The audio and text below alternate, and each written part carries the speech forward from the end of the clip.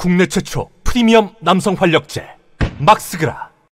지금 의료 시스템이 붕괴되고 있는 조짐들이 여기저기서 보이고 있어요. 특히나 응급 시스템이 이미 붕괴되고 있습니다. 세종 충남대병원 응급실 축소 운영이 확대됐어요. 9월달에는 야간 운영을 중단한답니다. 충남 지역에서 하시는 분들은 밤에 다치시면 안 돼요. 아프면 큰일 납니다. 응급의료센터 야간 진료 제한 안내. 야간 진료 9월 1일부터 30일까지 밤새 야간 진료는 안 한대요. 저녁 6시 이후에 절대 다치시면 안 돼요. 세종 충남 지역에서 하시는 분들 진료 시간도 짧아요. 다치시려면 낮에 다치셔야 됩니다. 근데 제 애청자분이 댓글을 하나 남겨주셨는데, 상조업체를 경영하신 분이 여름에는 원래 사망자 수가 많지가 않은 계절인데 자기 상조업 하는데 죽겠대요. 너무 많이 돌아가셔서 도우미 구하기도 힘들고 화장터 구하기도 힘들어. 요새 무조건 사일장입니다. 근데 여름에는 원래 잘 안 돌아가시는 기간인데 왜 이렇게 많이 돌아가시나. 요게 응급실이 전국적으로 붕괴되고 있기 때문에 살릴 수 있는 분들이 의료진이 부족해서 돌아가시고 있는 걸로 보여져요. 그건 의심입니다. 저의 의심. 매박 확정 내린 건 아니고 의심될 수밖에 없죠. 전화 뺑뺑이가 심각하대요. 어디 다쳐서 119가 출동을 해도 응급실 찾아갈 수가 없어요. 다 풀로 꽉 찬 상태니까. 의사분들이 부족하고 의료진이 부족하니까. 그래서 119 구급대원이 의료 상황이 심각하다. 응급 시스템이 붕괴되고 있다. 전화 뺑뺑이 여기 비었나요? 자리 있나요? 많게는 20번 전화를 돌린대요. 응급 환자를 태우고. 그러면 이게 응급 환자인데 제대로 치료 못 받고 돌아가시는 거예요. 2차 병원이 부족하대요. 추석 연휴 때 지방 쪽에선 더 힘든 상황이 될 수도 있다고 위험성을 논하고 있는데, 응급 의사분들이 해외 진출 강연에 몰리고 계시대요. 가뜩이나 의료진 부족한데 응급의료 해외에서 일하면 돈 많이 벌거든요. 미국, 캐나다 월급 장난 아닙니다. 왜 이런 개고생을 하면서 한국에 있어야 되겠습니까? 의사분들의 입장도 이해가 됩니다. 미국 마취과 의사의 경우에 하루에 $4,800까지 받을 수 있어요. 지금 환율로 한 600만 원 받는 겁니다. 하루에. 집 제공하고, 이사비용 제공하고, 의료 소송보험 전액 제공하고, 시간당 400불을 해서 하루 일당 맥스 4,800불이래요. 시간당 50만 원대예요. 하루에 620만 원 받을 수 있으면 외국 가서 의사 하는 게 낫죠. 뉴욕의 퀸즈에서는 맥시멈 페이가 $2,800예요. 하루에. 그것도 아침 8시부터 저녁 4시까지 일하고 하루 일당 360만 원. 미국도 워낙 인력이 부족해서 비싸게 받고는 있지만 한국에서 개고생하고 소송당해서 재판하고 자기 몸을 갈아 넣어서 일하는데도 욕이나 처먹고 의사들 떠날만 하네요. 제가 의사라도 떠나겠습니다. 진짜. 그래서 해외 진출 강연 응급 의사들이 몰리고 있대요. 버티기 힘들다. 응급의학과 해외 진출하는 강연에 의사들이 100여 명이 몰렸대요. 응급의학 의사들이 해외에 비해서 부당한 대우 받고 있다. 처우 개선해야 된다고. 그래서 한국 의사 면허로 캐나다에서 의사하기, 요 강연에 의사분들이 모이고 있다. 참. 응급의학 의사들 환자가 죽어가고 있다. 비상진료 원활하다는 윤석열. 나라를 걱정을 안 하고 몰라요. 어떻게 돌아가는지도 윤석열은. 진짜 바지 사장입니다. 왜 앉혀놓습니까? 우리 국민들의 생명과 안전을 지키지도 않고 관심도 없는 일을 끌어내려야죠.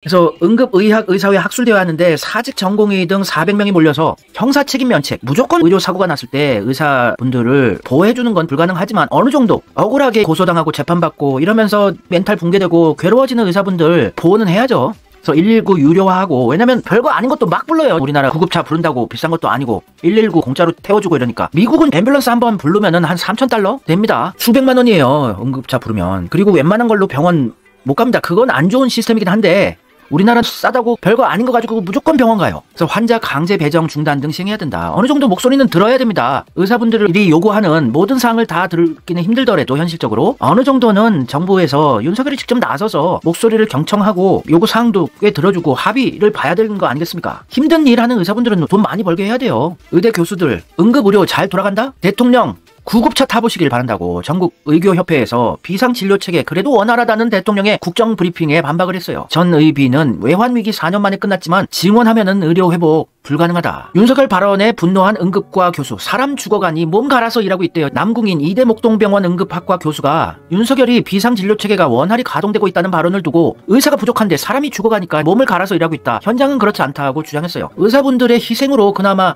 완전히 붕괴되진 않았는데 시스템이. 근데 어느 정도 조치를 취해줘야 되는 거 아닙니까 윤석열은? 응급의학과 의사 선생님이 응급실 뺑뺑이는 현실이래요. 응급 환자 발생해도 바로 병원 못 찾습니다. 이 교수가 저는 직장을 그만 못 둬서 의사가 부족한데 사람이 죽어가니까 몸을 갈아서 일하고 있을 뿐이지 의료개혁을 위해 현실적으로 뛰고 있는 건 아니다. 비상진료체계가 원활히 가동되고 있는지 응급실에 딱 한두 시간만 서 있어보면 지금 얼마나 개판이고 힘든 상황인지 알 수 있대요. 윤석열의 기자회견은 현실과 너무 괴리감이 있다고 지적했습니다. 지금은 저 혼자입니다. 2월부터 6개월간 혼자서 당직을 서고 있대요. 6개월간 혼자서 당직 쓰면은 돌아가실 수도 있어요.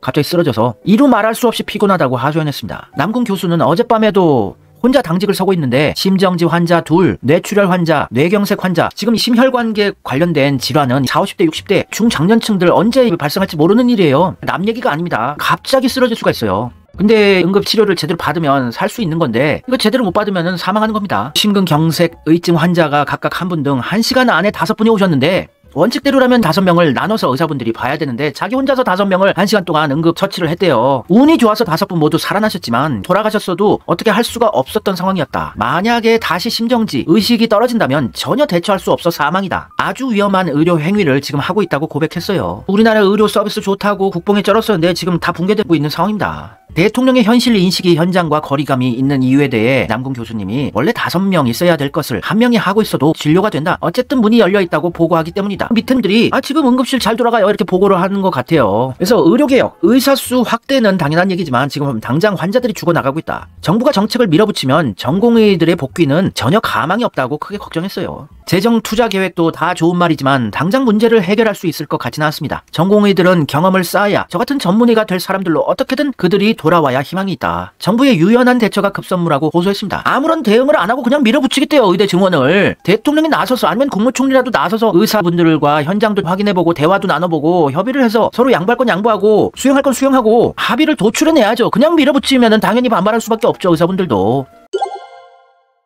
제가 몇 개월 전부터 계속 말씀드렸어요. 의대 증원의 최종 목적지, 목표는 의료 민영화다. 이거는 노무현 때부터 친노파리 하던 유시민 같은 보건복지부 장관이 의료 민영화에 초석을 놓는 법안 발의를 한다든지 문재인 때도 계속 해왔던 것이고 의료 민영화를 위한 빌드업 작업을 지금 문재인이 못했던 의대 증원, 의료 민영화를 자기 꼬봉 윤석열을 통해서 무작정 밀어붙이라고 하고 있는 거예요. 의료 민영화를 찬성했던 장성인 교수가 건보연구원장으로 임명이 됐답니다. 윤석열 선대위 캠프 출신이래요. 역시나 의료 민영화가 얘네들이 노리는 최종 지향점이었다는 게 빤히 이걸로 보이는 거죠. 의료 민영화 찬성론자로 알려진 장성인 연세대학교 예방의학과 교수가 국민건강보험공단 건강보험연구원장으로 임명된 것으로 알려져 논란이 예상된다. 장성인 원장은 전공의 시절부터 의료 민영화 찬성 발언으로 여론의 문매를 받았어요. 자기는 전공의 협의 회장 시절부터 개인적으로 의료 영리화, 의료 민영화 반대하지 않습니다. 건강보험이 시행된 이래 비영리라는 틀이 만들어지면서 모든 정책이 의료비 감소를 지상 최대 목표로 진행해왔다. 이런 정책이 지속되는 한 의료 환경이 그리 좋아지지는 않을 것이라고 말한 바 있다. 의료 민영화되면 꿀 빠는 세력들도 있죠. 분명히. 그중 한 사람인 것으로 보여지는데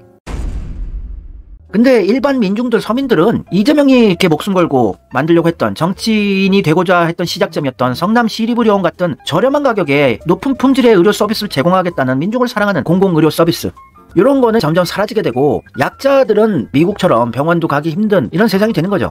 기득권들 의료 민영화로 꿀 빨고 떼돈 버는 세상이 되는 거죠. 보험회사, 제약회사, 병원 돈은 많이 벌겠죠. 대기업들도 많이 벌 것이고. 근데 적정 수준의 의료 수가는 올려야 돼요. 너무 병원 치료비가 싸니까 너무 습관적으로 가세요. 특히 노인분들. 그리고 아이가 그냥 살짝 열만 올라도 병원 소아과 가신다는 분들도 계시고 이게 또 너무 의료 수가가 저렴한 폐해도 있긴 있습니다. 어느 정도 의료 수가를 올려서 힘든 분야들 의사분들이 돈 많이 벌 수 있게 그런 거는 좀 해야 되겠지만요. 아예 병원을 가기 힘든 의료 민영화 미국과 같은 세상이 돼버리면 저렴하고 좋은 의료 서비스를 우리가 못 누리게 되는 거 아닙니까?